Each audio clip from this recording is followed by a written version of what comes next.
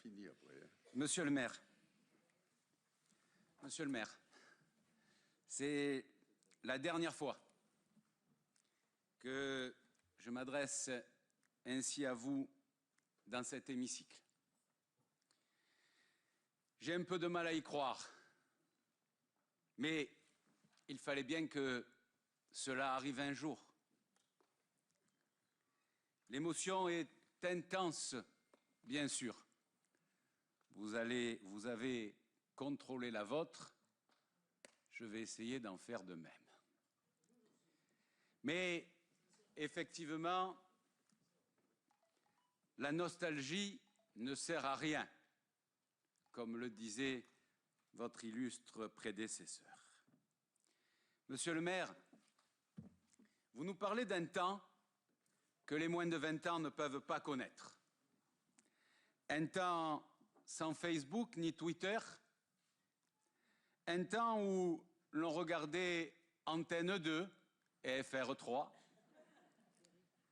Vous appelez ces chaînes toujours de la même manière, d'ailleurs. Un temps où la politique se faisait sous les préaux et dans les bars, pas derrière un clavier. Un temps où le fils du maçon de Mazargues pouvait devenir maire de Marseille à la seule force de ses convictions et de son charisme, en équipe avec Claude Bertrand.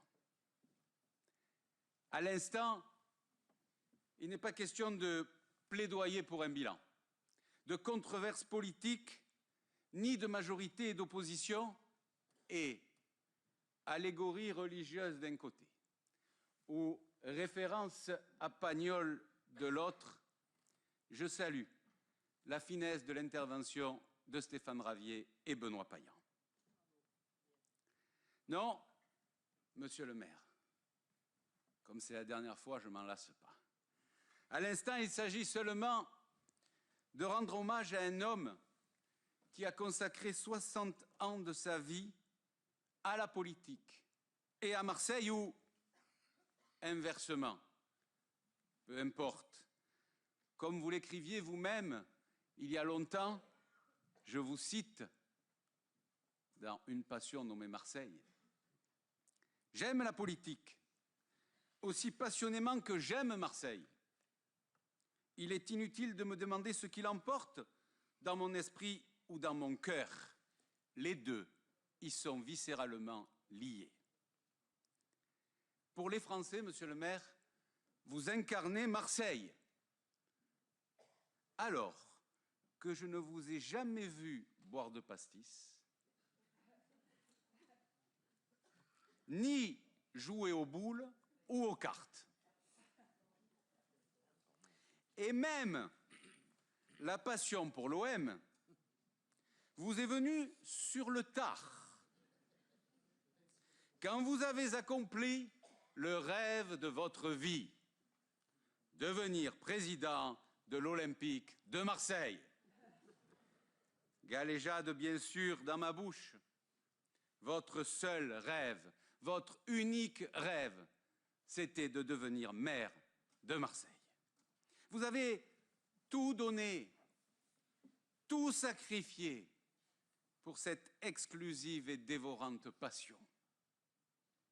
Alors c'est vrai, monsieur le maire, vous parlez plus facilement des hommes politiques marseillais d'avant-hier devant des interlocuteurs éberlués qui ne connaissent pas, évidemment, Jean Fraissinet, Henri Bergas ou Francis Ripper, que vous ne parlez des start-upers qui font les succès de la nouvelle économie. Et il vous est plus facile de donner à la voix près le résultat d'Henri Tasso au sénatorial de 1938 que de discourir sur les taux internationaux des banques pour les prêts à long terme en francs suisses. Pour vous, la politique, c'est plutôt des rapports humains que des rapports abscons. Enfin bref, ne parlons plus de rapports ici. Monsieur le maire, les Marseillais vous aiment même lorsqu'il critique votre politique. C'est rare. À mon avis, cela tient à deux de vos qualités incontestables et extraordinaires au sens de hors du commun. Si rare, en effet, à une époque et dans un milieu où nous sommes nombreux, moi le premier, à nous damner pour une photo ou un entrefilé dans le journal. Ces deux qualités sont l'humilité et l'humanité. Vous qui avez exercé les plus beaux mandats de la République, vous n'êtes jamais parti en montgolfière, selon votre propre expression. Et votre tête n'a jamais enflé au point de ne plus pouvoir passer sous la porte d'Aix. Et lorsqu'il y a quelques semaines à peine, un original vous salue d'un tonitruant « Bonjour, monsieur Defferre »,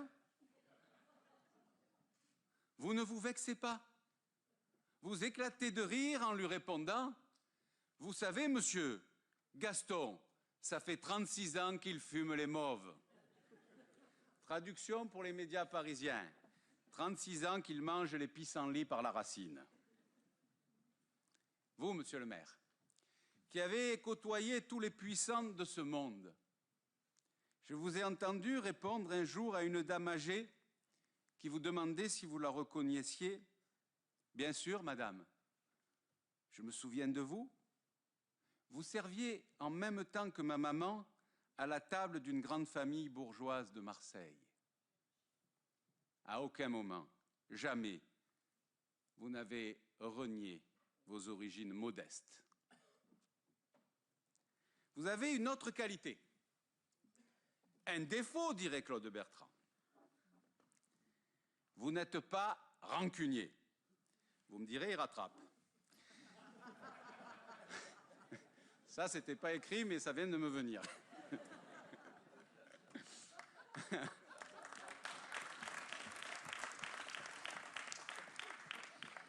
Vous n'êtes pas rancunier. Vous passez, vous pardonnez, vous oubliez, au point d'être devenu le spécialiste en oraisons funèbres de vos adversaires politiques les plus durs, comme Edmond de Charleroux ou Charles-Émile Lot. Mais justement aujourd'hui, monsieur le maire, mes chers collègues, le temps n'est pas à l'hommage funèbre. Simplement de vous dire merci pour ce que vous êtes. Vous dire que nous serons nombreux à vous accompagner dans votre nouvelle vie, angoissante, forcément angoissante pour vous. Et pourtant, je suis convaincu que vous avez encore beaucoup à donner et à transmettre aux autres, aux plus jeunes en particulier. Votre connaissance de notre ville, votre instinct populaire à nul autre pareil, la richesse de votre culture politique ne peuvent pas être perdues. Au-delà de vos très attendues mémoires, vous pouvez devenir à partir du mois d'avril un passeur de passion, un transmetteur d'enthousiasme, un détonateur de vocation. Je vous imagine retournant devant des classes pour raconter à de jeunes élèves l'histoire de Marseille et plus encore pour les convaincre et leur prouver par l'exemple que chacun peut accomplir son destin pour peu qu'il le veuille vraiment. Oui, monsieur le maire, demain, ce n'est pas rien. L'histoire ne s'arrête pas aujourd'hui. L'aventure n'est pas finie. Nous avons encore besoin de vous.